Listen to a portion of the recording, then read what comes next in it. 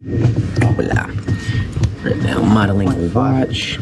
So I just filleted these edges, these corners here. I'm just gonna use the CNC machine to cut it into this 1-inch piece of wood. As you can see, I put my initials. It was just like a practice test. But the assignment is just making something flat design. This one's a watch. Yeah, what's up, gang? How we doing? Yo, camera, where you hand? Extruded these. I just used the circular pattern, and then I made the hands. This is the design I did. Just wrote it on paper, April 13th. The other one was either going to be a tic-tac-toe board, but I was like, the watch looks better, so I'm going to go with that one. And I chose the 1009 or something, because that's what watches usually are, as you can see here. Is this the watch? Yeah, that's the watch. And it's doing the 1/8-inch flat mill.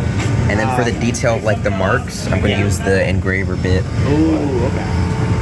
Because we didn't have a small enough bit to do like the small details. That's cool. Like 16th inch. And it's going right now. I think it was like 19 minutes-ish. Finished product. The hand broke.